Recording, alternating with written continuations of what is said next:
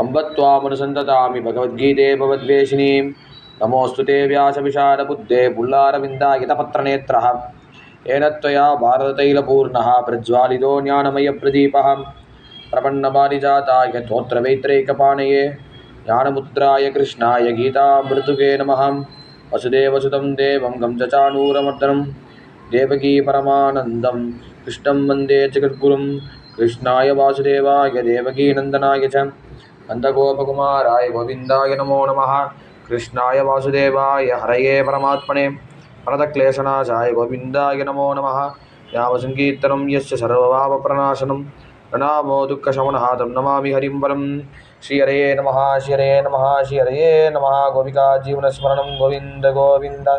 सद्गुरु महाराज की जय।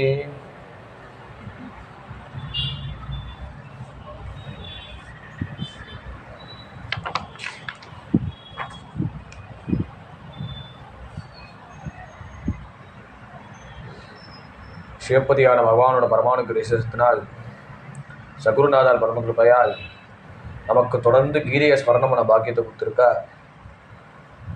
போன சத்சங்கத்தில் பகவத்கீதையில் 7வது அத்தியாயம் ஆரம்பித்தோம். முதல்லேருந்து 10 ஸ்லோகம் பரியந்தம். அதில் பகவான் அத்தியாத்ம யோகத்தை பற்றி சொல்கிறார்.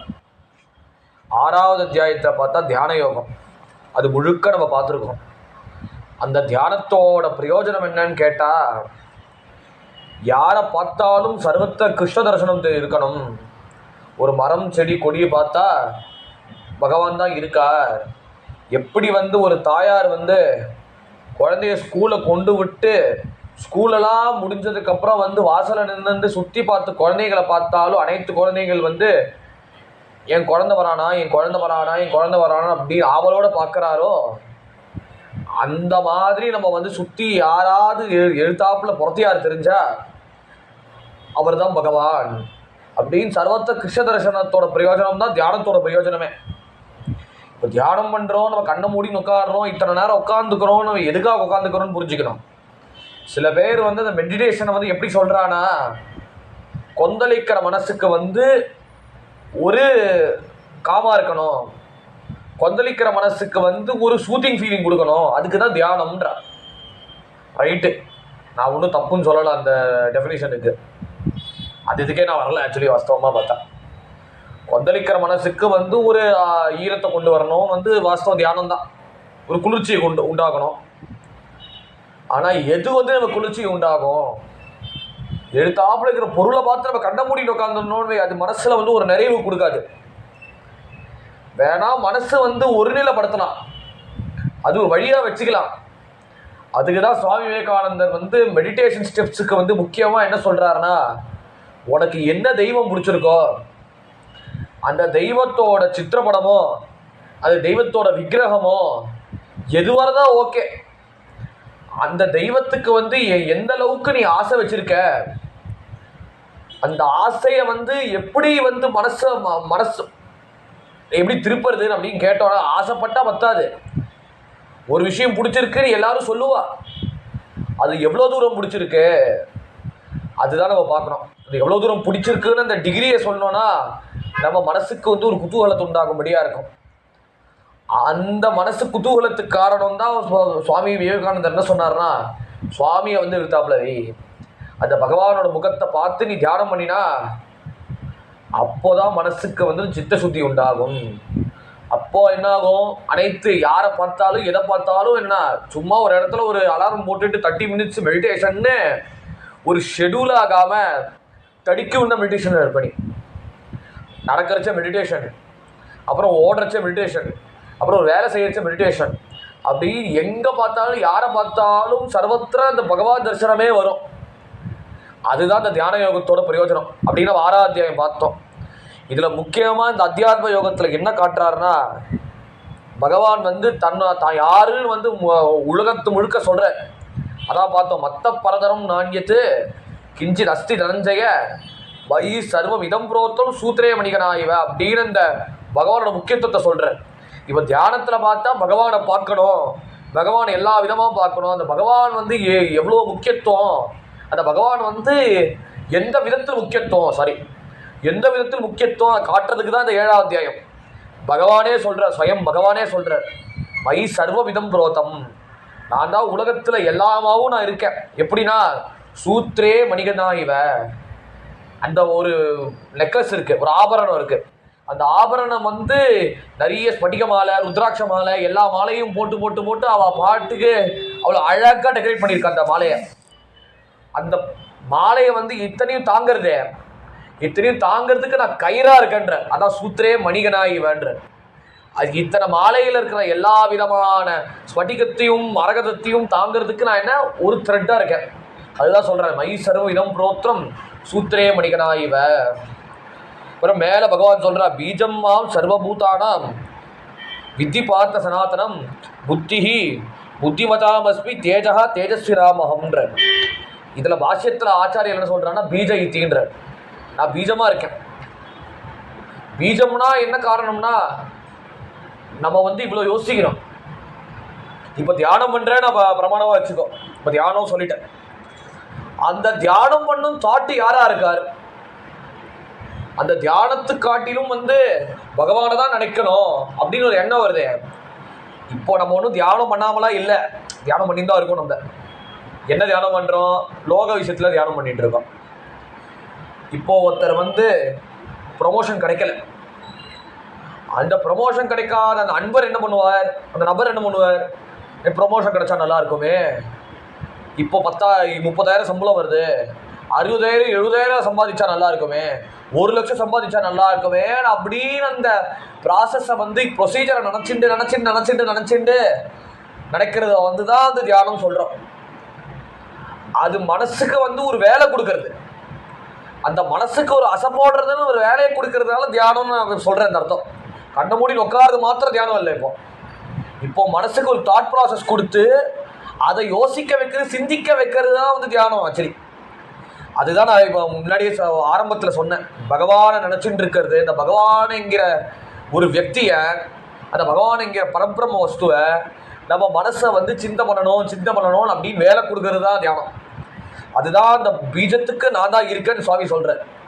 பீஜம்மாம் சர்வபூதானாம், எல்லாவாகவும் நான் இருக்கேன். வெறும் ஒரு வஸ்துவில் வந்து கன்ஃபைன் பண்ணியில்லை.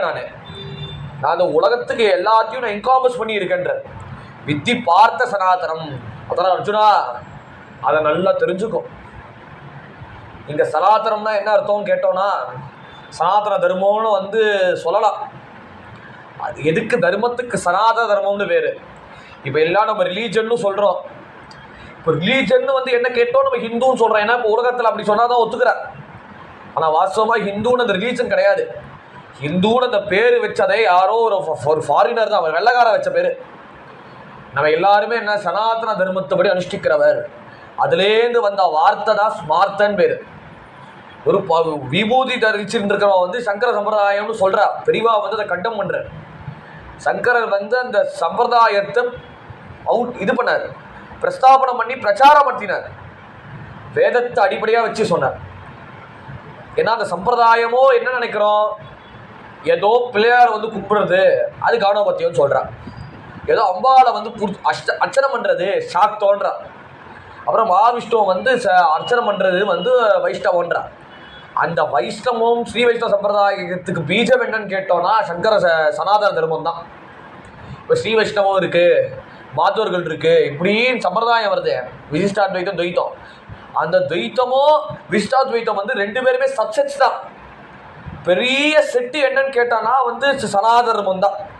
அந்த சனாதன தர்மத்திலேருந்து வந்தது தான் வந்து அத்வைத சம்பிரதாயம் என்கிற சங்கரா ஆச்சாரியரோட முன்னிலையில் சம்பிரதாயம் சொல்லலாம். ஆச்சாரியோட சம்பிரதாயம் சொல்லக்கூடாது. ஆச்சாரியர் வந்து சம்பிரதாயத்தை பெருசுபடுத்தினார். அதுதான் விஷயம். அத்வைத சம்பிரதாயம், அப்புறம் உடையவர் காட்டின விசிஷ்டாத்வைத சம்பிரதாயம், அப்புறம் மத்வர் காட்டின துவைத சம்பிரதாயம். இந்த 3மே என்னன்னா வந்து அந்த சனாதனத்திலேருந்து வந்தது. அந்த சனாதனம்னு பேர் என்னன்னா ஒரு பொழுதும் அழிவே கிடையாது. அந்த அழிவற்ற தர்மம் தான் சனாதன தர்மம்னு பேர். இப்போ பொதுவாக சனாதன தர்மமும் ஃபேஷனாக போச்சு வார்த்தை. யாரா நாம ஒட்டுண்டா ஏதாவது வேறு தொழில் பண்ணினா அந்த தொழிலை பார்க்க மாட்டா. நாம ஒட்டுன்னு இருக்கானே சனாதன தர்மம், சனாத்தனி எவ்வளோ பார்க்குறோம் ஃபேஸ்புக்கில், இன்ஸ்டாவில் இந்த வார்த்தையெல்லாம்.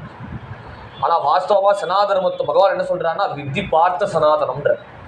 ஒரு பொழுதும் எனக்கு அழிவே கிடையாது. அதனால பீஜமா இருந்தா பீஜத்துக்கும் அழிவு உண்டு.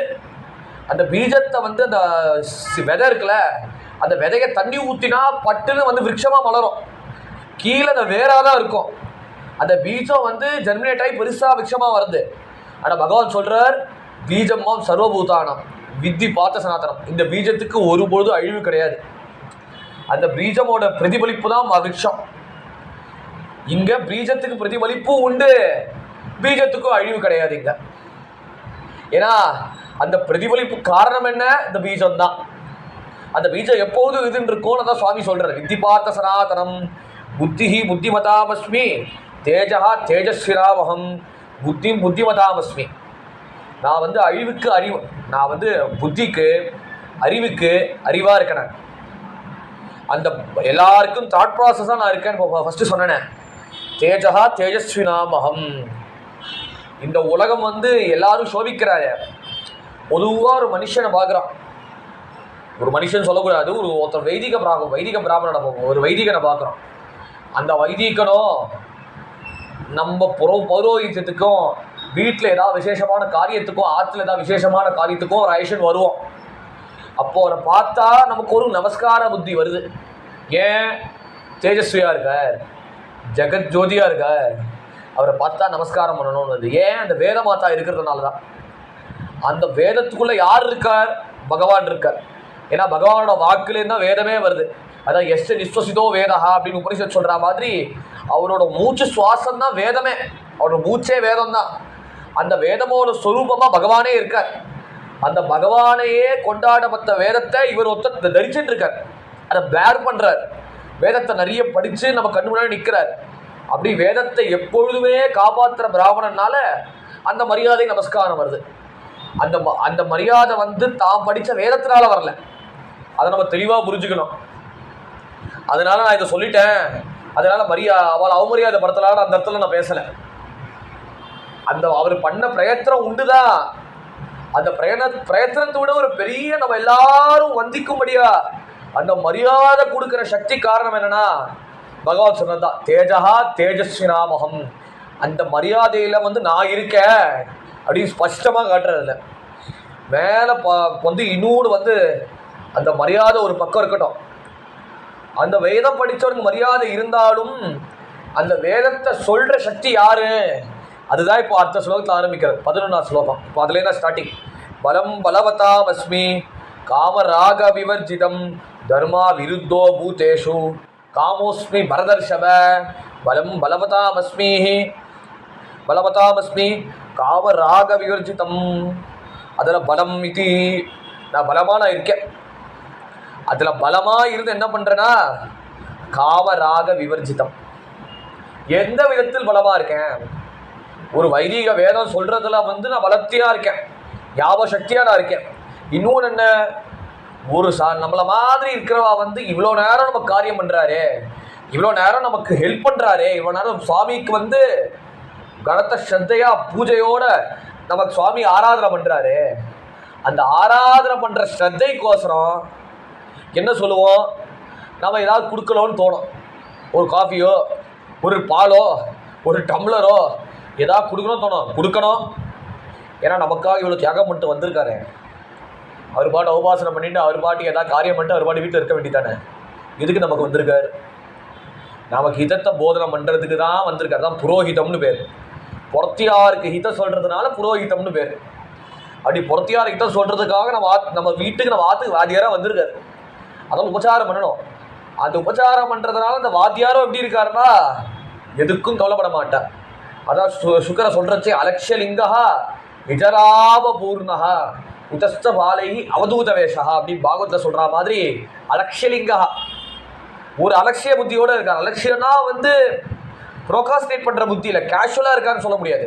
கேஷுவலிட்டி இந்த சென்ஸ் என்னன்னா, எதுக்கு சிந்தனை பண்ணமோ அதுக்கு சிந்தனை பண்ணுறேன், எதுக்கு சிந்தனை படக்கூடாதோ அது சிந்தனை பட மாட்டேன். ஒரு உலகத்தில் பார்த்தோன்னா எல்லார்ட்டையும் அன்பாக இருக்கிறது. பொறுத்தியா துரோகம் பண்ணிட்டா நம்ம என்ன பண்ணுவோம், அவனை எப்படி பழிவாங்குவோம் அப்படின்னு கையை பிடிச்சிட்டு உட்காந்துருப்போம். நம்ம அப்புறம் நம்மளுக்காக உசுரை விட்டா, ரத்தத்தை உசுரை விட்டுருக்கான்னு நமக்காக தியாகம் பண்ண, நமக்காக வந்து உயிரே கொடுத்தான்னு அவனை என்னமோ கடவுள் சமானமாக கொண்டாடுவான். கொண்டாடு, தப்பு இல்லை.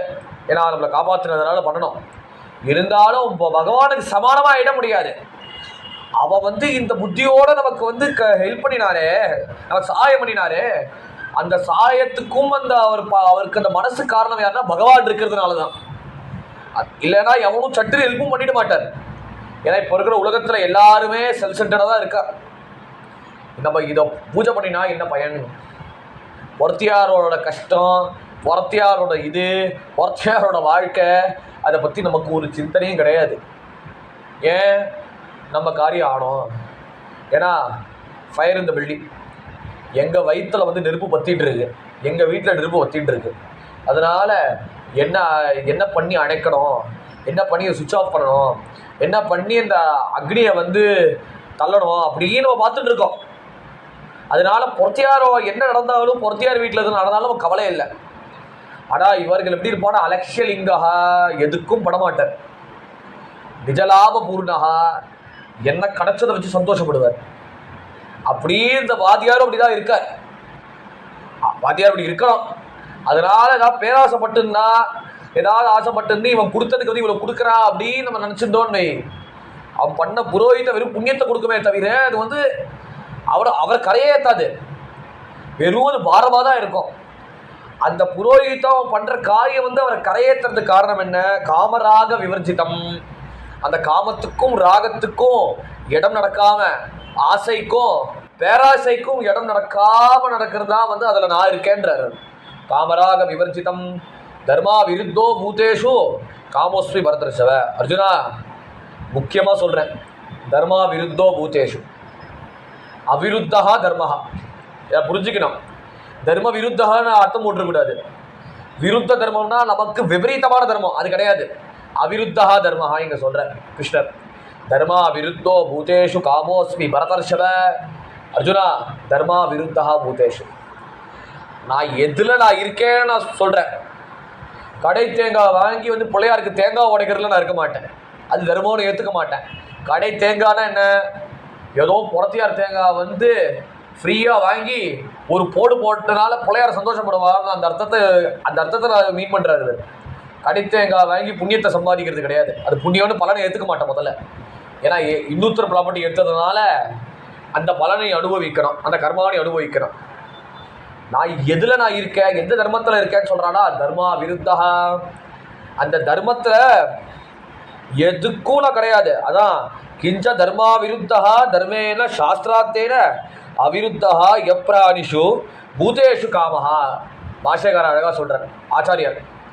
இதில் எங்கே இருக்கேன்னா, தர்மா விருத்தா தர்மேன சாஸ்திராத்தேன, சாஸ்திரம் சொல்லப்பட்ட தர்மம், வேதம் சொல்லப்பட்ட தர்மம், அதன்படி எப்ராணிஷு பூதேஷு காமஹா.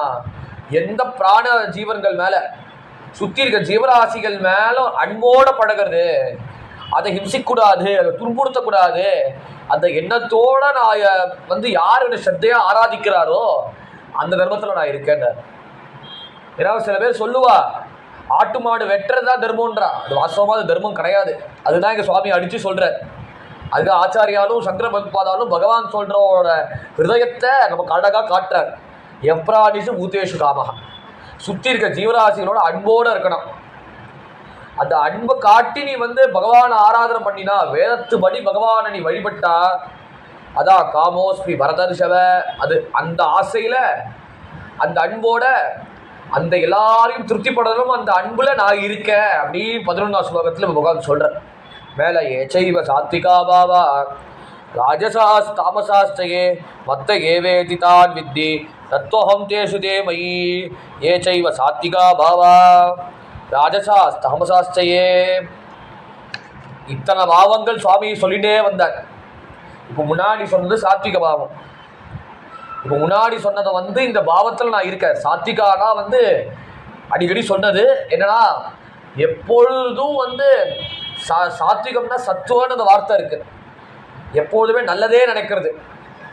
பொறுத்தியாருக்கு நான் என்ன எவ்வாறு செய்ய முடியும் அப்படின்னு நினைக்கிறதா வந்து சாத்விக பாவம்.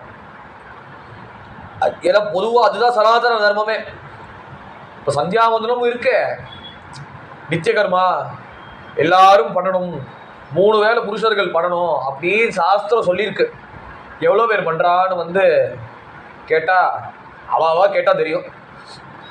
அந்த சந்தியாவந்தனத்தோட பிரயோஜனம் என்னன்னு கேட்டால் லோகக்ஷேமத்துக்கு தான்.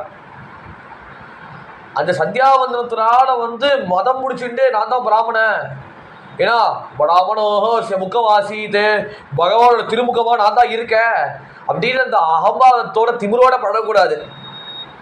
ஏன் பகவானோட முகத்தில் இருக்கலாம்? ஏன்னா பகவானோட முகத்தில் வேதம் வருது. ஏன்னா பிராமணர்கள் தர்மம் என்னன்னா எப்போதும் வேதத்துபடி வாழணும். அதே தான் ஆச்சாரியா சொல்றார், வேதோ நித்தியம் அதீயதாம் தத் உதித்தம் கர்மஹா சுனிஷ்டியதாம்ன்ற. ஏன்னா பின்னாடி அவரே சொல்றார்,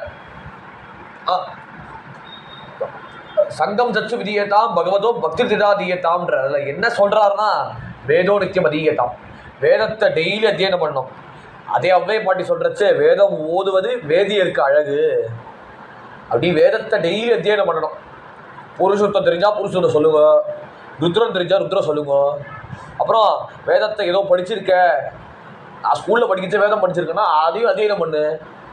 ஏன்னா வேதத்தை மறக்கிறது, வேதத்தை சொல்லாமல் இருக்கிறதுனா பிரம்மத்தி தோஷம். அது ஒரு பிராமணனை கொலை பண்ண பாவம் உனக்கு வந்துடும். அதனால இந்த வேதத்தை ஒரு பிராமணனோட கர்த்தவியம் என்ன, வேலை என்னன்னா டெய்லி அத்தியனம் பண்ணணும். என்ன தெரிஞ்சதோ ஒரு 5 ஒரு 6 லைன் சொன்னால் போதும். தது உதித்தம் கர்மா சுஷ்டியம், அதன்படி வாழ்ந்து கர்மா, வேதத்து சொல்லப்பட்ட கர்மாக்களை ஃபாலோ பண்ணுறது. அதுதான் ஆச்சாரியர்கள் முதல்ல காட்டுறேன். அதுதான் சொல்கிறேன். அந்த வேதத்துபடி வாழறது சத்துவகுணம், எதுவும் எதிர்பார்க்காம, அது சாத்விக பாவம். ராஜசம்னா ஃபாலோ பண்ற, வேதத்துபடி ஃபாலோ பண்ற, என்ன ஒரு பலனை எதிர்பார்த்து. இன்னொன்று என்னன்னா ஒரு ஹீட்டு செஞ்சானுமே முடிக்கணுமே இது பண்ணணுமே அப்படின்னு சொல்றது. இப்போ இருக்கிற ஆஃபீஸ் பாவம்லாம் ஆஃபீஸில் எப்படி இருக்கடா, ரஜஸ் தான். நல்லா ரஜஸை கிளப்பி விடுறதா இப்போ இருக்கிற வேலையெல்லாம். ஏன்னா இன்னைக்குள்ளே முடிக்கணும், நாளைக்குள்ளே முடிக்கணும், அதுக்குள்ளே முடிக்கணும், இன்னைக்குள்ளே முடிக்கணும், இது முடிக்கணும், அதை முடிக்கணும்னு அப்படின்னு மனசு அப்படியே அங்கலாய்க்கிறத, அங்கே அலையிறது. ஏன்? அவன் சம்பளம் கொடுக்குறான். அவன் சம்பளம் கொடுக்கறதுனால ஒருத்த வேலை செய்கிறான். ஏன்னா அவனுக்கு இவனுக்கு மியூச்சுவல் கனெக்ஷன் கிடையாது. அந்த வேலை வெறுக்கும் தான் எல்லாம் கை குத்துட்டு பேச வேண்டியது, வேலை நடக்க வேண்டியது. அப்புறம் என்னன்னா டைம் ஆயிடுச்சுன்னா அவன் குரோம்பெட்டில் இருக்கான், குரோம்பெட்டில் போயிடுவான். நீ கேட்கணும் இருந்தால் கேட்கணும் போயிடுவான். இப்படின்னு அவன் கிளம்பிடுவான். அவ்வளோதான் சம்பர்க்கம், அவ்வளோதான் ரிலேஷன்ஷிப்பே. ஆனால் அந்த ஒரு பல பிரயோஜனமோட காரியம் என்றுதான் ரஜோகுணம், அதான் ராஜச பாவம்ன்ற. அப்படிதான் பெரும்பாலும் இப்போ இருக்கிற வேலையும் படிப்பும் அப்படிதான் இருக்கு. அதனால ஜனங்களுக்கு இன்னும் உத்வேகம் வருது. இப்போ நிறைய இழப்பு காரணம் என்ன நடக்கிறதுனா, டெத்து காரணம் என்னன்னா இந்த ராஜச பாவம்னால தான். ஏன்னா அப்போ காலத்தில் பார்த்தா இப்போ எப்படி இருந்தாங்கன்னா, பையன் என்ன ஸ்டாண்டர்ட் படிக்கிறான்னு அந்த பையனை கேட்டால் தான் தெரியும். இப்போ என்ன, பையன் என்ன ஸ்டாண்டர்ட் படிக்கிறான்னு அம்மாவுக்கு தெரியும், அப்பாவுக்கு தெரியும், தாத்தாவுக்கு தெரியும், பாட்டிக்கு தெரியும், அப்படின்னு பொறுத்தையாருக்கு எல்லாருக்குமே தெரியும். இப்போ ஏன்? அந்த ஒரு ப்ரெஷர். அந்த ப்ரெஷர் என்ன, ஒரு பக்கத்தில் கன்ஃபைன் ஆகாமல் 10 இடத்துல தெரிச்சுது. அதை தெளிச்சதுனால சுற்றி இருக்கிறவங்களுக்கு உன்னை பார்த்தாலே அந்த டென்ஷன் வந்துட்டே இருக்கு. ஏதாவது ஒரு சாமி விஷயம் பண்ணிட்டானா, படிப்புடா விட்டுறாதா, இது போச்சுனா போயிடுச்சுடா, சுவாமிலாம் அப்புறம் பண்ணிக்கலாம், 60 வயசு கழிச்சு பண்ணிக்கோ. இப்போ 60 வயசுக்கு விருப்பமானு யாருக்கும் கேரண்டியே கிடையாது. ஏன்னா பெரும்பாலும் வியாதியை பார்த்தா 40 வயசு, அந்த காலத்தில் பார்த்தா 90 இயர்ஸ் ஓல்டேஜ் சொல்லுவோம். இப்போ 90 இயர்ஸ் வாழ்ந்தானா அவருக்கு காலம் நமஸ்காரம் பண்ணுற மாதிரி தான் இருக்கு இப்போ. ஏன்னா இப்போ காலம் பார்த்தா 50 வயசு ஓல்டேஜ், 50 வயசு இப்போ ஓல்டேஜ் ஆகிடுச்சு. இப்போ 40 வயசு தாண்டினாலே ஆஹா பெரிய விஷயம்னு அவனுக்கு ஒரு புஷ்பத்தை போட்டு அச்சரம் பண்ண வேண்டிய மாதிரி எடுத்து, அவனுக்கு பெரிய விஷயம்பா கொடுத்து வச்சிருக்கப்பான்னு அப்படின்னு சொல்கிற மாதிரி எடுத்து. இப்போ நிறைய இப்போ டெத்து எப்போ நடக்கிறதுனா இந்த 20-40 வயசுக்குள்ள நிறைய நடக்கிறது. இப்போ டெத்து 40லேயே நிறைய பேர் போகிறா. ஏன்னா ராஜசம். இன்னொன்று என்ன, ஆகாரம் சரியில்லை. அந்த ஆகாரம் தான் காரணம். இப்போ நிறைய பேர் 90 வயசு அப்படி விளையாட்டாக வாழ்ந்தாரு. காரணம் என்னன்னா, அவள் எல்லாம் ஹார்ட் ஒர்க் பண்ணினா, ஆனால் மனசில் எதுவுமே வச்சுக்கல. அந்த மனசில் எதுவும் வச்சுக்காதனால காரணம் என்ன, அவள் ரொம்ப வருஷம் இருந்திருக்கா. அது ஒன்று. இன்னொன்று இப்போ இருக்கிற காலம் என்ன இருக்குன்னா, எதுவாக இருந்தாலும் மனசு பொல்யூட் ஆகுது. அதுதான் ப்ராப்ளம். இப்போ நிறைய மீடியாலாம் வந்திருக்குல்ல, டெக்னாலஜி வந்திருக்கு. எந்த யூடியூப்ல பார்த்தா சத்சங்கம் இருக்கோ, நிறைய ஸ்லோகங்கள் இருக்கோ, அதே யூடியூப்ல தான் சினிமா பாட்டு இருக்கு. ஏகப்பட்ட சொல்லக்கூடாத விஷயங்கள்லாம் நிறைய இருக்கு. ஏன்னா அந்த ஒரே ஒரு வஸ்துல நல்லதும் இருக்கு, கேடும் இருக்கு, ரெண்டுமே ஈக்குவலா இருக்கு. அதனால நம்ம எதை ஃபில்டர் பண்ணணும், எதை நம்ம மனசு பொல்யூட் ஆகாம இருக்கணும் அப்படின்னு அதுக்குன்னு ஒருத்தர் வேணும். ஏன்னா அப்போ இருந்த காலத்துல பார்த்தா ஒருத்தர் தேவையும் இல்லை. ஏன்னா ஈஸியா எல்லாரும் ஆன்மீக விஷயத்துல முன்னேறிடுறா. விவசாயி கேட்டா கூட அவங்களுக்குள்ள நாஸ்திகம் கிடையாது. ஏன்னா அந்த கடவுளோட சிருஷ்டிய பிரத்யட்சமா பார்க்கறதுனால அவன் நாஸ்திகனா ஆயிட முடியாது. அப்படின்னு அந்த ஆஸ்திகத்துவம் எல்லாரும் ஆன்மீகத்துல இன்ட்ரெஸ்டோட இருந்திருக்கா. இப்போ ஏன் குறைஞ்சிட்டு வருது காரணம் என்னன்னா ராஜசம். அப்புறம் மூன்றாவது என்ன, தாமசபாவம். தாமசபாவம்னா ரொம்ப அடிமட்டு அடிமோசம். தான் மனசு என்ன சொல்றதோ அதன்படி நடந்துக்கிறது தான். ஒரு தப்பு பண்ணா கூட மனசு அஞ்சாது. ராஜசமா மனசு கொஞ்சம் அஞ்சும். தாமசத்துல மனசு அஞ்சவே அஞ்சாது. ரெக்லஸா இருப்பான் மனுஷன். அப்ப கேட்டா ஏன்டா இப்பேற்பட்ட காரியம் பண்றேன்னா, தப்பு பண்ணா என்ன என்ன ஆக போறது, என்ன நடக்க போறது, என்னமோ பிரளயமா உழுதுற போறது அப்படின்னு அந்த பாவம் வருதா தாமசம். ராஜசம் கிடையாது ஆக்சுவலி, தாமச பாவம். அப்புறம் புறத்தியார் துன்புறுத்தினா அந்த புறத்தியார் அழிஞ்சு போகணும்னு அது ஏத்த பரிகாரத்தை பண்ணிட்டு இருப்பா. அதான் தாமசம். இந்த மூணு பாவம் ஏ சைவ சாத்விகா பாவா ராஜசா தாமசாஸ்தகே மத்த ஏவேதி தான் வித்தி தத்தோகம் தேஷு தே மயி. அதனால இல்லை அர்ஜுனா புரிஞ்சுக்கோ, இந்த மூணு பாவத்தை சொன்னேனே, இந்த மூணு பாவத்துல பார்த்தா பாசிட்டிவ் இருக்கு, நெகட்டிவும் இருக்கு. ஆனா புரிஞ்சுக்கோ அர்ஜுனா, நான் அதுல நான் இருக்கேன்னு நீ அர்த்தம் போட்டுறாத. இந்த மூணு பாவத்துல இந்த மூணு பாவமோட காரணம் என்னன்னா நான் இருக்கிறதுனால வந்தது. நான் அந்த மூணு பாவத்துல இல்ல, என்கிட்டே இந்த ஒரிஜினேட் ஆகி வந்தது. அதுதான் அர்த்தம். மத்த ஏவேதி தான் வித்தி நத்வகம் தேஷு தேமயி. மத்த ஏவேத்தி என்கிட்டேந்து உருவாக்கி, என்கிட்டேந்து வந்தது, என்கிட்டேந்து உற்பத்திச்சது. நத்வகம் தேஷு தேமயி, நான் அது உள்ள இல்லை. ஏன் அந்த சாதகனுக்கும் நான் கொடுக்குறேன். அவளை கணத்தை ஸ்ரத்தையா சுவாமியை வேண்டிக்கணும். அவளை வேண்டிக்கிறதுல இருக்கிற நான் அதில் சத்துவகுணமா இருக்கேன். ஒரு சாமானிய பக்தன். அதில் சத்துவகுணம் என்ன, யாரை பார்த்தாலும் ஒரு அன்போட பேசுறது, அந்த புன்னூறுவல்ல நான் இருக்கேன் சத்துவகுணத்தில். இன்னொன்று என்னன்னா, ஒருத்தையாரை பார்த்தா கண்டிக்கிறது, வைக்கிற இடத்த வைக்கிறது. ராஜசத்தில் இந்த ஒரு கோபம்ங்கிற தன்மையில ராஜசமா நான் இருக்கேன். இன்னொன்னா, இத்தனை நேரம் சுவாமி விஷயமா ராமாயண பாகவதெல்லாம் படிச்சுட்டா, சரி சற்று விசிராந்தி வேணும்னுக்காக தூக்கத்தை காட்டுறது தாமசமா இருக்கேன். இப்படி முக்குணங்களாகவும் நான் இருக்கேன். ஒரு சாமானிய பக்தனை வச்சு நான் சொல்லிட்டேன். இப்படி மூவாகவும் நான் இருக்கேன். ஏன்னா மூணுக்குள்ளேயும் நான் தான், என்கிட்ட தான் வந்தது. மேல இந்த முக்குணங்களோட பிரபாவத்தை இப்ப சொல்ல போறாரு. திரிபிர் குணமயை பாவைஹி ஏபிஹி சர்வவிதம் ஜெகதே மோஹிதம் நாபிஜானாதி மாவேவ்யஹ பரமவ்யயம். திரிபிஹி குணமயை பாவைஹி, திரிபிர் குணமயை பாவைஹி. இந்த மூ உலகமும் எப்படி இருக்கனா, ஏபி சர்வவிதம் ததம். இந்த மூ உலகத்துக்கும் கலகமா நான் இருக்கேன்.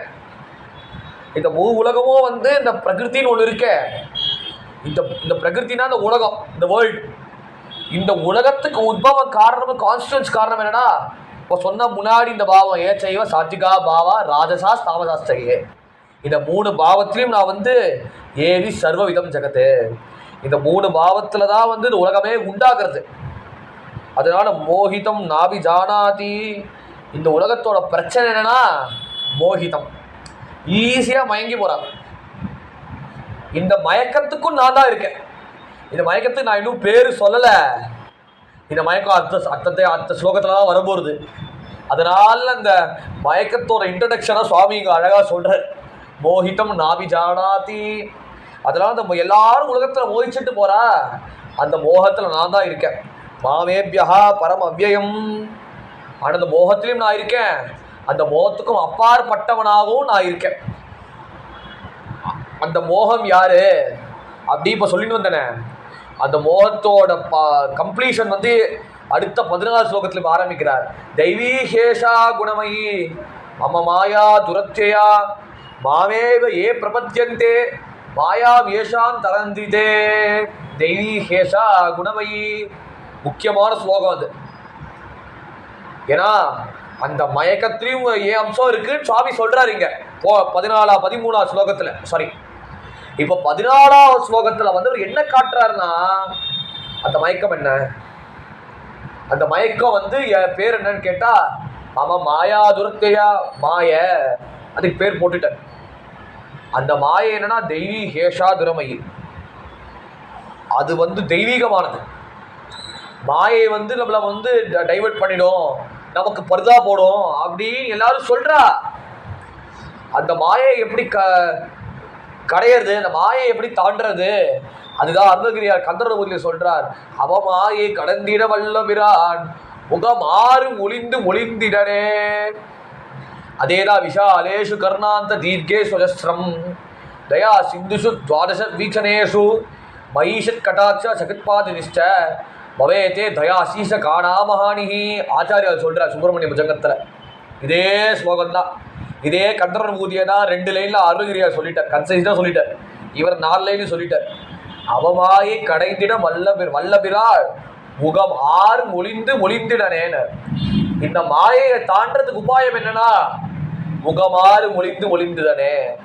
அந்த 6 முகமான ஷண்முகன் வந்து எழுத்தாப்புல வர, அந்த ஷண்முகம் எழுத்தாப்புல வரதுனால அதே அவர் என்ன பண்றாருன்னா, விஷாலேஷு கர்ணாத்து தீர்க்கேஸ்வரஸ்வரம் பெரிய வேலை செய்யறாரு அவரு. அவரோட விஷாலமான பெரிய கண்களை திறந்து நம்மளை வந்து கடாட்சிக்கிற. தயா சிந்துஷு துவாதச வீக்ஷணேஷு, 2 கண்ணு இல்லப்பா, 12 கண்களை திறந்து நம்ம கடாட்சிக்கிறார். அந்த கடாட்சத்தை தான் ஆச்சாரியார் சொல்ற, மைஷ கடாட்ச சகிர்பாதிதஸ்ச. அந்த கடாட்சம் என் மேல செலுத்தினா சகிர்பாதிதஸ்ச, அந்த பாவம் பண்ணினே அந்த பாவம் நம்மளை விட்டு போயிடும். அந்த பாவம் பண்ணிட்டேனே, நான் இத்தனை கஷ்டப்படுறேனே, அந்த தைரிய பாவம், யாரை பார்த்தாலும் போய் கெஞ்சுறோமே, அந்த கெஞ்சற பாவம் நம்மளை விட்டு போயிடும். அதான் பவேத்தே கயாசீசம் காணாமஹானிஹி. அதனால இந்த உலகத்தில் வேற என்னப்பா கஷ்டம் இருக்கு, கஷ்டம்னு புலம்புறதுக்கு அவசியம் கிடையாது. ஏன்னா முருகரோட கிருபை கட்டாட்சம் பட்டுதுன்னா, அதுவும் 2 கண்கள் இல்லை 12 கண்களால் அவர் கட்டாட்சிச்சா அதுவே போதுமே, அதுவே நம்மளை கரையேற்றினுமே. அதே தான் சொல்ற, இந்த முகமாறு ஒளிந்து ஒளிந்திடனேனர். இதே 2 பாவம் தான். இந்த பாவத்தோட எக்ஸ்டென்ஷன் ஆச்சாரியார் சொல்லலாம். அந்த பாவத்தோட நம்ம வந்து பார்த்தோம்னா, அந்த முருகப்பெருமான் தரிசனம் கிடைச்சதுன்னா அவ மாயை கடந்திட வல்லபிரா, மாயை தரணம் பண்ணுவ. அதே சுவாமி சொல்றார், அந்த மாயை என்னன்னா தெய்வீகமானது. நம்மளை வந்து சுவாமியை வேண்டிக்கிறதுக்கு ஒரு சோம்பலை உண்டாகும். சில சமயம் உத்தியோகத்தை காரணமா வச்சுட்டு நம்ம வேணா புறக்கடிக்கலாம். அந்த புறக்கடிக்கிறதும் என்னன்னா தெய்வீகமானதுன்றாரு, லௌகிகத்தை கஷ்டத்தை சொல்லி. ஏன்னா பொதுவாக இந்த விஷயத்தில் ஒது சுவாமிகள் அழகாக சொல்லுவார், மாயை பற்றி சொல்கிறோன்னா. ஏன்னா அடிக்கடி இந்த விஷயத்தை அழகாக சொல்லுவார். அதை நம்ம வந்து உலகத்தில் வாழ்ந்துட்டு இருக்கோம், சுகத்தை நோக்கி தேடின்னு இருக்கோம். நம்ம அந்த சுகத்தை நோக்கி தேடணும்னா அந்த சுகம் அவ்வளோ லேசாக கிடைக்காது. அதுக்கு கஷ்டப்பட்டாதான் அது சுகம் கிடைக்கும்.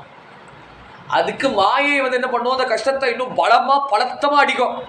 நல்லா 4 சாத்து சாத்தோம், குலவையில் சொல்லணும்னா நல்லா 4 சாத்து சாத்திட்டோன்னா அந்த மாயை என்ன பண்ணுன்னா நம்மளை வந்து சுவாமி பக்கத்திலே விளங்காதபடி அந்த கஷ்டத்தை வந்து இன்னும் அழுபடியாக வைக்கும். ஒரு லெவலுக்கு மேலே அழுதா என்ன ஆகிடும், ஒன்று தெய்வத்தை குற்றம்னு சொல்லுவோம், இன்னொன்று என்ன பொறுத்தியார்கிட்ட சொல்ல பார்ப்போம், சொல்லி ட்ரை பண்ணுவோம். ஃபஸ்ட்டு ஸ்டெப்பு அதை சொல்லி சொல்லி சொல்லி சொல்லி அவர் திருப்திப்படுவாரா, அவர் இது பண்ணுவாரா அப்படின்னு நம்ம ஆதங்கப்படுவோம். என்ன பட்டாலும் ஆதங்கப்பட மாட்டேங்கிறா, என்ன பார்த்தாலும் சாயம் பண்ண மாட்டேங்கிறா. சரி பார்த்துக்கோ, நீ பார்த்துக்கோ, வாழ்க்கை நீ தான் பார்த்துக்கோ அப்படின்னு நம்ம கைட்டி விட்டா, எந்த பகவானை நீ திட்டினியோ, எந்த பகவானை கண்ணா பின்னான்னு வச்சிட்டியோ, அந்த பகவான் மேலே பக்தி வரும். அந்த பகவானை பக்தி பண்ணதுனால நிறைய பெரியோர்கள் சொல்கிறத கேட்டு கேட்டு என்னாகும், அதுலேருந்து விளங்கணும்னு அந்த ஒரு மனசு வரும். அப்போ மாயை பார்க்கும், ஓஹோ இவனை இப்படியே விட்டுட்டானா ஞானியாக போயிட போகிறான் போல இருக்கு, அதனால இவன் கஷ்டப்பட்டதுக்கு ஏதாவது ஒரு சாக்லேட் கொடுக்கணும். ஏன்னா அந்த குழந்தை வந்து சிரிக்கிறோன்னா சாக்லேட் கொடுப்பாளே அம்மா பொறுத்தியாரு, அதை அடித்தா அம்மாவை எதிரியாக பார்க்கும் முதல்ல. ஆனால் கஷ்டம் வந்து அம்மாட்ட தான் போகும். எதுக்கு போவோம்? அம்மா வந்து சாக்லேட் கொடுப்பா, அம்மா வந்து சோறு ஊட்டி விடுவா, அந்த பாவத்தில் அந்த குழந்தை போகும். அதே தான் அந்த மாயையும் பண்ணுறது. அந்த மாயை வேறு யாரும் கிடையாது, சாட்சாத் அம்பாள் தான். அதான் பலாத் ஆக்ருஷ்ய மோகாய மகாமாயா பிரயட்சத்தை அப்படின்னு தேவி மகாத்மியத்தை சொல்கிற மாதிரி அந்த பலாத் ஆக்ருஷ்ய மோகாய நம்மளை எல்லாரையும் தரதரன்னு இழுக்கிறது மாய மகாமாயா பிரச்சனை. அந்த தத்துவமாக அம்பாள் இருக்கா. அந்த அம்பாள் என்ன பண்ணுறத மாயை என்ன பண்ணுறான்னா, இவன் அப்படியே ஞானியாக போயிட போகிறானே, இவனை திருப்பி சம்சாரத்தில் ஈடுபடணும் கோசரா அம்பாள் என்ன பண்ணுவா, சாக்லேட்டை கொடுப்பா. அந்த சாக்லேட்னா என்ன, நம்ம கொடுக்குற சுகம். எந்த சுகத்துக்காக கைகாலை உடச்சுண்டு மண்டையை உடச்சுண்டு இத்தனை பாடுபட்டோமோ அந்த சுகத்தை தான் வந்து அம்பாள் கொடுக்குற. அதுதான் சுவாமி சொல்கிறார், மமமாயா துரத்தேயா. அந்த சுகத்தை கொடுத்து நம்ம திருப்பி சம்சாரத்தை இன்னும் ஈடுபடும்படியாக வச்சுருவா. அதனால அர்ஜுனா புரிஞ்சுக்கோ, மமமாயா துரத்தையா, என் மாயை ரொம்ப பொல்லாதது. அந்த மாயையோட சாக்கிள்ஸ்லேருந்து நீ வெளில வரணும்னா என்ன ஒரே வழி, மாமே வகி பிரபத்தியந்தே, என் திருவடியை கட்டியாக பிடிச்சிக்கோ. என் காலை பாரு, என் சரணத்தை பாருப்பா. என் சரணத்தை பிடிச்சா மாயா வேஷாம் தரந்திதே, அந்த மாயை நீ தரணம் பண்ணலாம். அந்த மாயையிட்ட தரணம் பண்ணுறது, அந்த மாயினால் ஜனங்கள் எப்படி கஷ்டப்படுறான்னு இப்போ அடுத்த ஸ்லோகத்தில் ஆரம்பிக்கிறார். 15வது ஸ்லோகம். நமாம் துஷ்கிருதினோ மூடாக பிரபத்யந்தே நரா தமாக மாயையாப ஹிருதஜான ஆசுரம் பாவமாஸ்ருதாக நவாம் துஷ்கிருதினோ மூடாக. இந்த மாயை தரது ரொம்ப ஈஸி, முன்னாடி சொன்னேனே, ஆனால் ரொம்ப காம்ப்ளெக்ஸாக ஆக்குறான். ஈஸியான விஷயத்தை காம்ப்ளிகேட் பண்ணுறதால நம்மளாம் எக்ஸ்பர்ட்டு. அதுதான் சொல்கிறாரு நமாம் துஷ்கிருதினோ மூடாக. இங்கே என்ன எப்படி காம்ப்ளெக்சிட்டியாக ஆக்குறா அப்படின்னு ஆச்சாரியால் சொல்கிறார். நமாம் பரமேஸ்வரம் நாராயணம் துஷ்கிருதினஹ பாபகாரிணஹ மூடாக பிரபத்யந்தே நராதமாக நராணாம் மத்தியே அதமாக நிகிருஷ்டாக தேச்ச மாயையா அபருத ஞான சமுஷித ஞானாக ஆசுரம் பாவம் இம்சான்றிருத்தாதி லக்ஷணம் ஆசிரிதாக. இவ்வளோ லைன் ஆச்சாரியர் நம்ம எக்ஸ்பிளேஷன் கொடுத்துருக்க. இதில் நமாம் துஷ்கிருதினோ மூடாக, நமாம் பரமேஸ்வரம் நாராயணம் துஷ்கிருதா. யார் பரமேஸ்வரனையும் நாராயணத்தையும் திரஸ்காரம் பண்ணுறாரோ ஒன்று அர்த்தம். இன்னொன்று, பரமேஸ்வரன் நாராயணனையும் பிரித்து பார்க்குறாரோ பாபகாரினாக மூடாக பிரபத்தியந்தே. இந்த மூடர்கள் என்ன பண்ணுறா, யாரையும் நம்ப மாட்டா. யாரை பிரபத்தி பண்ணுவான்னா மூடாக பிரபத்தியந்தே. இந்த விஷய போகத்தை நான் பார்த்துக்கிறேன்னு சொல்கிற ஆளை போய் சரணாகதி பண்ணுவான், பகவானை பண்ண மாட்டார். அந்த பார்த்துக்கிறேன்னு சொல்கிறானே அந்த ஆளுக்குள்ளே இருக்கிற பகவானை பிரபத்தி பண்ணாமல் ஆளை மட்டும் பிரபத்தி பண்ணுவான். அப்படி இருக்கிறவா தான் மூடாக பிரபத்தியந்தே நராதமாக நராணா மத்தியே அதமாக. நராதமான என்ன, நராணா மத்தியே, மனிதர்களுக்கு விட ஹீனமானவர்கள். விகிருஷ்டாக ஏச்ச மாயா அபகிருத ஞானாக. அவன் மாயை எப்படி இருக்குன்னா, அவளோட ஞானம் எப்படி இருக்குன்னா மாயா அபகிருத ஞானாக. அந்த மாயையிலேயே வந்து அவன் மனசு என்னாகும், பகவானை நினைக்கணும் அந்த எண்ணம் வராது. இந்த சம்சார சாக்கடையிலேயே முழுங்கி இருப்பார். ஆசுரம் பாவம் இம்சான் அனிருத்த லட்சணம் ஆசிரிதாக. அவன் எதை ஆசிரிப்பானா, ஆசுர பாவத்தை ஆசிரிப்பான். இந்த ஆசுர பாவம் என்னன்னு ஆச்சாரியா சொல்ற, ஹிம்சா அனிருத்தாதி லட்சணம். புறத்தியாரை ஹிம்சை பண்ணுறது, புறத்தியாரை கஷ்டம் கொடுக்கறது, தான் சுகப்படுறதுக்காக புறத்தியாரை அழ வைக்கிறது, மற்றவ அழத்தை பார்த்து நம்ம சிரிக்கிறது, சாடிஸ்டிக் ப்ளஷர். அப்புறம் அனிருத்தாதி லட்சணம் பொய் சொல்கிறது. பொய் சொல்கிறது நான் இப்போ ஃபில்டர் பண்ணி சொல்கிறேன். நான் பொய் சொல்கிறது பாவம் தான், தப்பே கிடையாது. எங்கே சொல்லணும்னு இருக்குது. நம்ம எல்லாருக்குமே பொய் சொல்லிட்டு இருக்கக்கூடாது. நம்மளை ரொம்ப ஜெனுவினாக கேர் பண்ணுறா, நம்ம மேலே உள்ள அன்பு காட்டுறா, அவள்கிட்ட போய் பொய் சொல்கிறது equal to killing that person. அது சொல்லக்கூடாது. இப்போ ஒரு இடத்துல போகிறோம், உத்தியோகத்தில் போகிறோம், வேறு இடத்துல போகிறோன்னா அங்கே பொய் சொல்லி தான் ஆனோம். அப்போ தான் வச்சுப்பா. சத்தியகீர்த்தி போய் எல்லாத்தையும் சொல்லிட்டோன்னு வை, நம்ம மண்டையில் என்ன திணிக்கணும்னு பார்ப்பான். இப்போது நம்ம ஃபேமிலி பேக்ரவுண்ட்டை மேலோட்டமாக சொல்லலாம், அங்கே தப்பு கிடையாது. ஏன்னா அட்ரஸ் மாதிரி தான் அதுவும். அந்த குடும்பம் இருக்கிற விஷயத்த போய் சொன்னால் குடும்பம் ஒரு கதமமாக போயிடும். பொதுவாக வச்சுருக்காளே டைட்டில், அந்த குடும்பம் ஒரு கதமமாக போயிடும், பெரிய பிரச்சனையாக போயிடும். அழகாக நம்ம டைட்டில் கொடுத்தாரு, சம்சாரம் இது மின்சாரம்ன்றாரு. அந்த மாதிரி அது எப்போ ஆகும்னா பொறுத்தியார்கிட்ட போய் உண்மையை சொல்லியிருந்தானா, அந்த விஷயத்துல நீ பொய் சொல்ற, அவள் வந்து இப்போ வெளியில் போயிருக்க, வெளியில் போகிறச்ச இப்போவே வேலை இப்போவே வேலை செய்யணும்னு சொல்கிறச்சே அவகிட்ட அப்போ என்ன சொல்லலாம், சார் நான் பாதி தான் முடிச்சிருக்கேன் சார், மிச்சது வந்து இதோ முடிச்சிடுறேன், இதோ 2 விஷயம் முடிச்சிடறேன் அப்படின்னு சொல்லலாம். அது பொய் ஆகாது. அந்த பொய் ஏன் பொய் ஆகாதுன்னா, அது நம்மளையும் காப்பாற்றுறாரு. இன்னொன்று என்னன்னா, நம்ம மண்டையில் யாருக்கும் இடம் கொடுக்காம வச்சுருக்கோம். ஏன்னா பொறுத்தியாருக்கு இடம் கொடுத்துட்டோன்னு வை, அந்த பொறுத்தியார் மெய்யும்படியாக வச்சுட்டானா நமக்கு எல்லாரும் சங்கடம் ஏற்படும். அந்த பொறுத்தியாரை மெய்ய வைக்கிறது தான் மாயையா அபகிருத ஞானாக ஆசுரம் பாவமாசிரிதாக. அந்த பொறுத்தியாரை மெய்ய வைக்கிறதுனால ஆசுரம் பாவமாசிரிதாக, அந்த ஆசுர பாவத்தை சம்பாதிக்கிறார். இப்போ மேலே பக்த லட்சணத்தை ஆரம்பிக்கிறார். சதுர்விஜா பஜந்தே மாம் ஜராஹா சுக்ருதினோர்ஜுனஹ ஆர்த்தோ ஜிக்யாசு அர்த்தார்த்தி ஞானீ ச பரதர்ஷப தேஷாம் ஞானீ யுக்தः ஏகபக்திர் விசிஷ்யதே பிரியோ ஹி ஞானினோப்யர்த்தம் அஹம் ச மம பிரியः உதாரா சர்வே வைதே ஞானீ து ஆத்மைவ மே மதம் ஆஸ்திதா சை யுக்தாத்மா மாமே மா உத்தமாம் கதிம். இப்படி 3 ஸ்லோகம் தொடர்ந்து சொல்கிறேன். நான் வந்து பொதுவாக ஒரு ஸ்லோகம் சொல்கிறேன். இப்போ ஏன் நான் 3 ஸ்லோகம் சேர்த்து சொல்கிறேன்னா, கண்டினியூஷனாக இருக்குது. இப்போ பக்த லட்சணம் ஆரம்பிக்கிறச்சே 4 விதமான பக்தர்கள் இருக்கா. சதுர்விதா பஜந்தே மாம், 4 விதமான பக்தர்கள் இருப்பா. அவள் 4 விதமான பக்தர்கள் எப்படி சொல்கிறேன்னா, அவளோட பக்தி முறை வந்து டிஃப்ரெண்ட்டாக இருக்கும். ஜனாஹா சுகிருத்தினா அர்ஜுன, அவள் வந்து எந்த விதத்தில் என்கிட்ட பக்தி செழிப்பார்கள், எப்படி இருப்பார்கள்னா ஆர்த்தஹா ஆர்த்தோ ஆர்த்தஹா ஆர்த்த பக்தி, எப்பொழுதும் கஷ்டம் கஷ்டம் கஷ்டம் கஷ்டம் சுவாமி கிட்ட நிவேதனம் பண்ணுறது, தெரிவிக்கிறது. ஜிக்யாசுஹு, பகவான் யாருக்கும் தெரிஞ்சுக்கிறது அந்த ஆவலோடு இருக்கிற, அந்த பகவானை தெரிஞ்சுக்கிறோட அந்த ஆக்கிரகத்தோடு இருக்க. ஜிக்யாசுஹு அர்த்தார்த்தி, அர்த்தார்த்தி. இன்னொன்று சொத்து கிடைக்கலையே, இது மரியாதை கிடைக்கலையே, மரியாதை கிடைக்கலன்னு சொல்கிறது வந்து எப்படி அர்த்தார்த்தின்னு சொல்லலாம்னா, அந்த மரியாதையோட பிரயோஜனம் என்ன, நமக்கு அப்போலாம் பொறுத்தியார் ஹெல்ப் பண்ணுவார், சாயம் பண்ணுவார், அப்போலாம் பொறுத்தியார் நம்மள்கிட்ட அன்பாக பழகுவார்.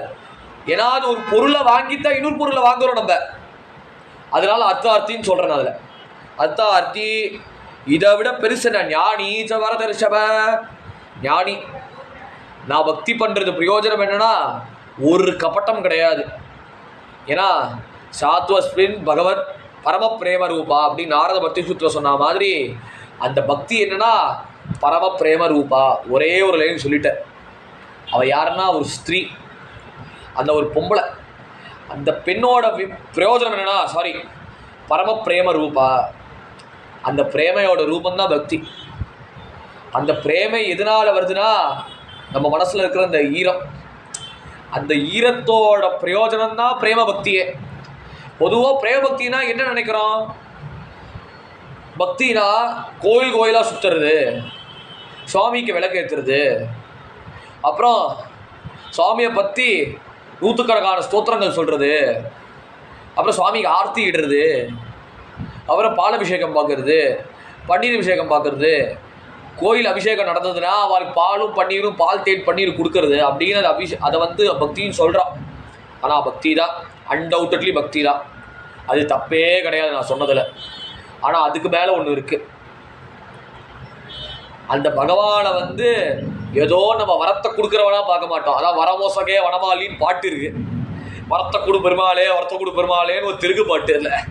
அப்படின்னு வரம் வேண்டும்னு அந்த ஆசையோடு பார்க்க மாட்டோம். ஏதோ வரம் கொடுக்குற ஒரு மீடியம்னு பார்க்காம, அந்த பகவான் யாருன்னா நம்ம பகவான், நம்ம கிருஷ்ணன், நம்ம பரமேஸ்வரன் அப்படின்னு பார்க்குறோம்.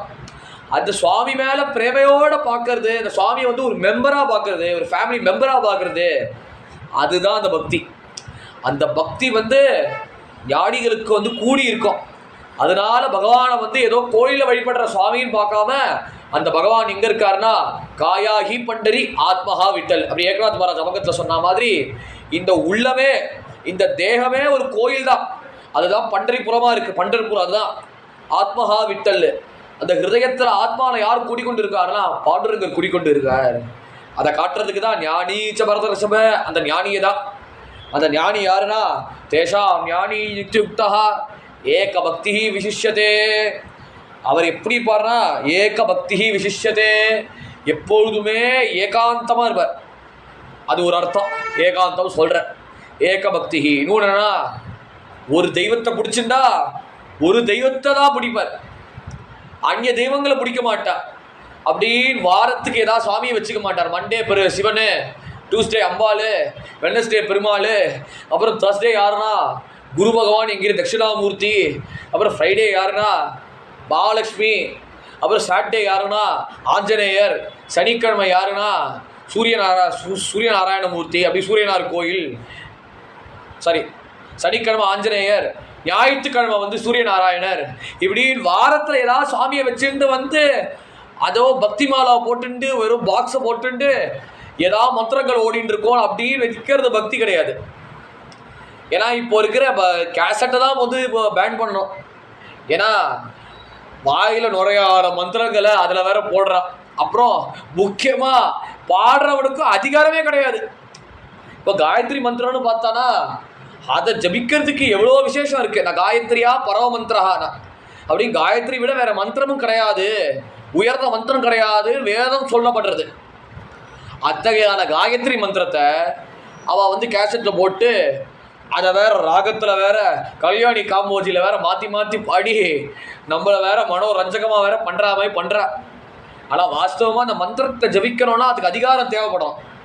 ஏன்னா ஒரு மந்திரத்தை ஜபிக்கிறான் ஒரு குருநாதர், ஒரு குரு நமக்கு மந்திரத்தை கொடுக்குறாருன்னா அவர் உசுரே கொடுக்குறாரு. ஆக்சுவலி எந்த மந்திரத்தினாலே நான் இத்தனை ஆவர்த்தி ஜபம் பண்ணி அந்த நிலையை நான் அடைஞ்சிருக்கணும், அவரோட தபஸோட கோதி ஒரு கால் பாகம் நமக்கு கொடுக்குறார். நம்மளோட வேலை என்னன்னா அந்த மந்திரத்தை ஜபிச்சு அவரையும் நம்ம காப்பாற்றணும். நம்ம மந்திரத்தை ஜபிக்கலன்னு வை, அந்த மந்திரம் என்ன கூட அவரையும் பாதிச்சிடும். அந்த மந்திரத்தை கணத சத்தையா. ஏன்னா அந்த மந்திரத்தை ஒன்று பண்ணணும்னா சும்மா லேசு கிடையாது. ஏதோ கடையிலையோ ரோட்லேயோ ஏதோ வாங்குற மந்திரத்தை அப்படியே வாங்கி நம்ம சொல்கிறோம் அப்படின்னு அப்படி கிடையாது மந்திரம். அந்த மந்திரத்துக்கு என்ன ஆச்சரணத்தோடு பண்ணணும், உட்காந்து பண்ணணும். அப்புறம் இந்த முத்திரையோட பண்ணணும், இந்த முத்திரையோட பண்ணணும், இப்படின்னு நிறைய முத்திரைகள் இருக்கு. அப்புறம் அந்த சுவாமியை எந்த சுவாமியை குறித்து இருக்குன்னு அப்படின்னு தெரிஞ்சுக்கணும். அந்த சுவாமியை குறித்து தான் நம்ம மந்திரம் ஜபிச்சா அப்போதான் அந்த மந்திரம் பூர்ண பலனை கொடுக்கும். இத்தனை விஷயங்கள் இருக்கு அந்த மந்திரத்தில். அந்த மந்திரத்தை ஒன்று தான் ஜபிப்பா. ஞானிகளை சொல்கிறேன். நான் ஏன் மந்திரத்தை இவ்வளோ விஸ்தாரமாக சொல்கிறேன்னு வைனா, ஞானிக லட்சணம் இருக்குது.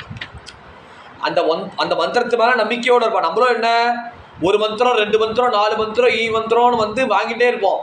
அதான் ஆ மந்திரம் ஈ மந்திரம் மிச்சின விடவேலா ராம மந்திரவை ஜபிசோன்ற தாசர்வால் சொல்ற. ராமநாம மந்திரத்தை ஜபிப்பா, இந்த மந்திரம் அந்த மந்திரம் வாங்கி திண்டாதாத.